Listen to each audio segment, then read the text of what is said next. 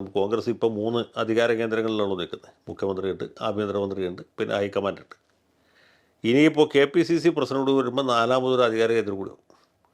അപ്പോൾ ശരിക്കും പറഞ്ഞാൽ 4 പ്രതിപക്ഷ നേതാക്കന്മാരെ ഒരേ സമയത്ത് ഇദ്ദേഹം നേരിടേണ്ടതായിട്ട് വരും. നിയമസഭയിൽ പിണറായി വിജയൻ, ഡൽഹിയിൽ വേണുഗോപാൽ, മന്ത്രിസഭയിൽ ചെന്നിത്തല, ഇന്ദിരാഭവനിൽ മറ്റൊരു നേതാവ്. അപ്പോൾ ഇത്രയും പേരെ ഒരേ സമയത്ത് നേരിട്ട് കൊണ്ടുവേണം അദ്ദേഹത്തിന് ഭരണം മുന്നോട്ട് കൊണ്ടുപോകാം. പിന്നെ സതീശനൊരു ഗുണമുള്ളത്, അദ്ദേഹത്തിന് ജനങ്ങളുടെ ഇടയിൽ വലിയ സ്വീകാര്യതയുണ്ട്. അതിപ്പോൾ സംശയമില്ലാത്ത കാര്യമുണ്ട്. അത് സ്വീകാര്യതയുണ്ട്. പിന്നെ തീരുമാനങ്ങൾ എടുക്കാനും എടുത്ത തീരുമാനങ്ങളിൽ ഉറച്ചു നിൽക്കാനും അത് നടപ്പാക്കാനുമുള്ള ഒരു വൈഭവമുണ്ട്. ഇപ്പോൾ സർക്കാർ അധികാരത്തിൽ വന്ന് ആദ്യം ചെയ്തത് ആശാവർക്കർമാരുടെ ശമ്പളം കൂട്ടിയതാണ്. അതല്ലാതെ വേറെ ഏതെങ്കിലും ഒരു തീരുമാനം എടുത്തെങ്കിൽ സർക്കാരിൻ്റെ പ്രതിച്ഛായ തകർന്നു വരും. അതുകൂടാതെ മറ്റേ മഞ്ഞക്കുറ്റി പറിച്ച് കളയാനാണ്. മഞ്ഞക്കുറ്റി പറിക്കുമെന്ന് പ്രഖ്യാപിക്കുന്നതിന് മുമ്പ് തന്നെ കേരളയിലൊക്കെ ഉപേക്ഷിച്ചിരുന്നു. കേരളയിൽ പ്രാവർത്തികമല്ലാതെ പിണറായി വിജയനും എല്ലാവർക്കും അറിയാം. പക്ഷേ അതിൻ്റെ ഔപചാരികമായി പ്രഖ്യാപനം നടത്തിയെന്നുള്ള ചെറിയ കാര്യമല്ല. അപ്പോൾ ഇങ്ങനെയൊക്കെയുള്ള കാര്യങ്ങളുണ്ട്. പിന്നെ ആലപ്പുഴയിലെ രക്ഷാപ്രവർത്തനം നടത്തിയ പോലീസുകാരുടെ പേരിൽ നടപടിയെടുത്തു.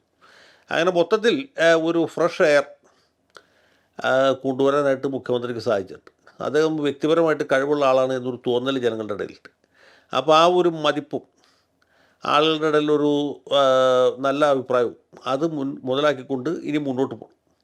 അങ്ങനെ ശക്തമായ നിലയിൽ വരികയാണെങ്കിൽ മുഖ്യമന്ത്രിയെ മറ്റ് മന്ത്രിമാരും പാർട്ടി ഹൈക്കമാൻഡും അംഗീകരിക്കേണ്ടതായിട്ട് വരും. ഏതുപോലെ VS അച്യുതാനന്ദൻ മൂന്നാർ ഓപ്പറേഷനൊക്കെ നടത്തി ഓർമ്മില്ലേ? അന്നും അദ്ദേഹത്തിൻ്റെ ഏറെക്കുറെ ഇതൊക്കെ തന്നെയായിരുന്നു. കാരണം പിണറായി ഗ്രൂപ്പുകാരായിരുന്നു മന്ത്രിസഭയിൽ ഭൂരിപക്ഷം. പാർട്ടി ലീഡർഷിപ്പിൽ പിണറായി വിജയൻ നേരിട്ട് വരുന്നു.